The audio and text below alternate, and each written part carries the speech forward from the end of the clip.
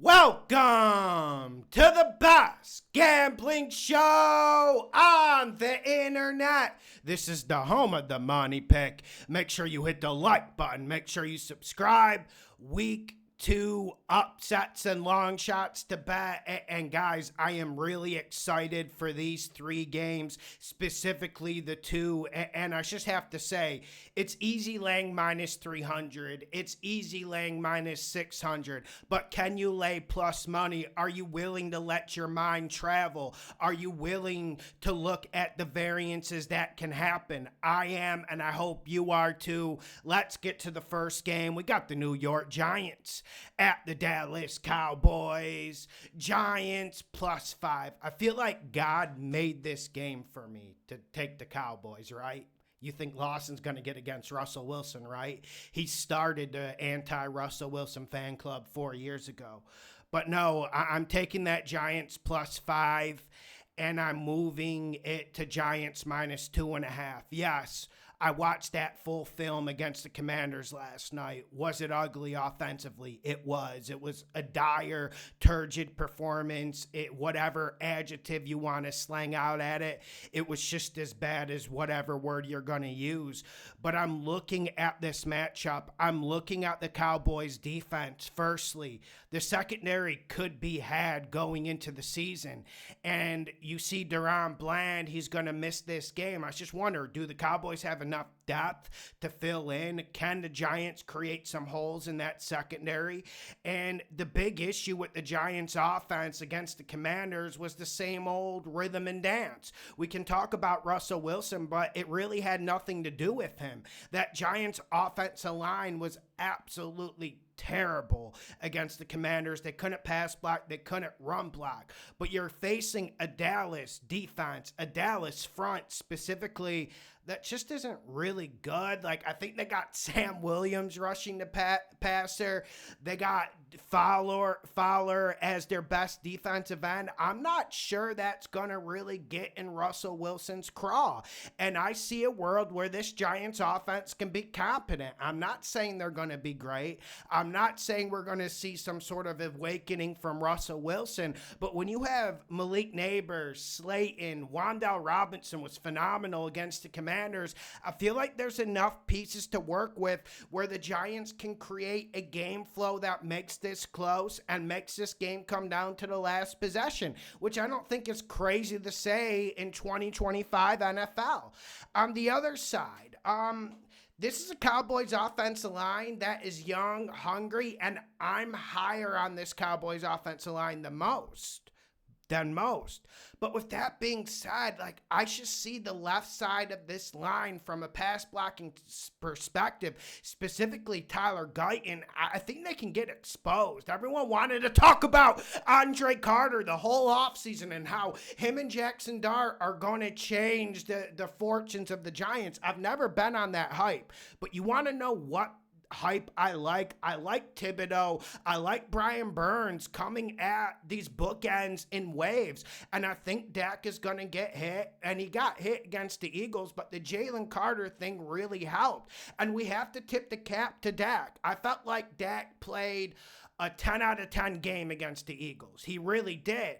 But I don't think we're going to see that. I'm just thinking we're going to get the normal above average Dak Prescott performance. And while I do not like the matchup with these Giants corners against Pickens and CD Lamb, I think this Giants defensive line can cause havoc. And if you want to see how a defensive line can control a game, just turn on week 1's film, Commanders against the Giants. Russell Wilson was at least alive in the pocket, and he was able to find some lanes even with no running game. I think they'll have a wee bit of a running game. I can see the Giants winning this by a field goal. Give me the Giants -2.5, +38, and I don't know. The Giants are such a mess. Like, I don't know if you can lay a -120 with the points. It might just be better off chasing the plus money if you want to attack this game. Next game, we got the San Francisco 49ers at the New Orleans Saints. I'm bringing this total down to 34.5. And we saw Brock Purdy was out. And I think Mac Jones actually fits great in a Shanahan scheme and a Shanahan system. I'm not a Mac Jones guy, but he did battle and he had some decent moments with the Jacksonville Jaguars last year. So I'm not saying this 49ers offense is going to lay an egg. And we know the Saints defense has serious structural issues, whether it be in the front seven or the back end. So let's be honest there. We could see an active 49ers offense, but there are limits when you have Mac Jones. There are also limits when, look at the 49ers injury report. It's the same old story. Kittle's going to miss the game. Jennings is banged up. I mean, you can just walk into your kitchen and you can get a notification of a 49ers injury popping up. And I think when you get injuries in clumps like this, especially your tailsman Brock Purdy, I wonder how this San Fran offense will do. They were very good against the Seahawks, but they're still bad in the red zone like last year.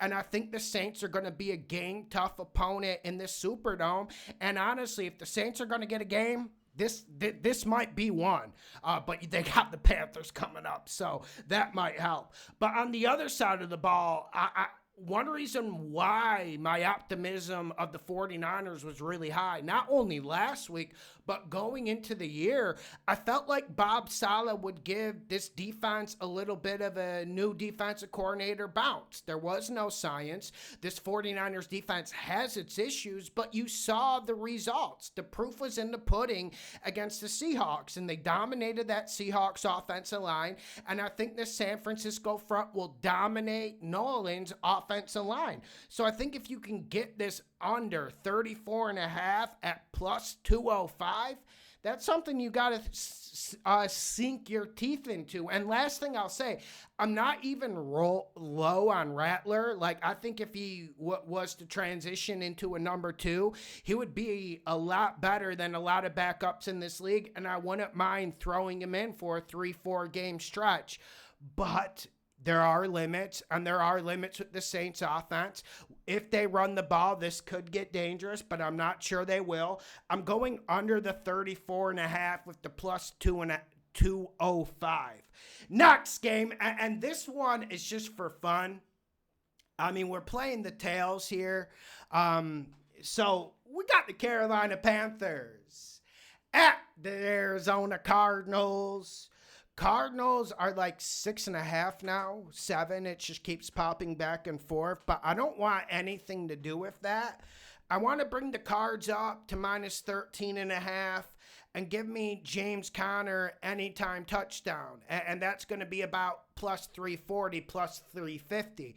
Now, this one is more for fun because obviously I don't think the Panthers are that poor a football team. Listen, and we did bet the Jags, but I don't think that was a fair reflection on what Canales and Dan Morgan are building in Carolina. But there is a world where this Panthers team just gets overwhelmed and they get bounced out of the game. They got bounced out of the game against the Jags. The Jags were just simply better offensively and defensively. And one of the hardest places to play in this league, and I keep repeating myself. Everyone wants to say like Seattle's a tough place to go. No, everyone goes in there and cakewalks to victory. I believe the desert is a top 5 place to play, hardest places to play in this league. And when that dry heat starts hitting you and when James Conner starts going forward at you, we've seen a lot of teams tap out, and this has blowout potential. Like I said, I'm just looking at the overall mentality of the Carolina Panthers. I went into the season looking at them and I said, okay, the Panthers can be decent. Like, we saw Bryce Young actually play average level football the last 6-7 weeks of the year. There was a lot to build on. And then a week before the season starts, you trade away Thielen, who's his only legit slot option. And then you do have Jalen Coker, who's going to play a big role. Then Jalen Coker gets put on IR, and you saw on the player prop show we wanted to get against Xavier Leggett. any way possible. And that's just not good enough as a number 2 receiver to help protect the rookie on the other side. I think the Panthers are in trouble here and they can't stop the run. And I've been saying this for the last 2 years, but I'm going to make it clear to you again. I'll repeat myself. Kyler Murray is an absolute demon and dog when James Conner's running. Can Carolina stop the run? Have we seen any evidence? I mean, we haven't seen Etienne have a big run in like 2.5 years. He gets that Carolina front seven, and we saw a break a 70, 80-yarder. I think this is a James Conner game. Give me James Conner, anytime touchdown, Cards minus 13.5. You got to play a blowout, and you got to play the Panthers just saying, uncle, uncle, uncle. And it could happen. We see it in this league. Make sure you hit the like button. Make sure you share the videos. The best gambling show on the internet.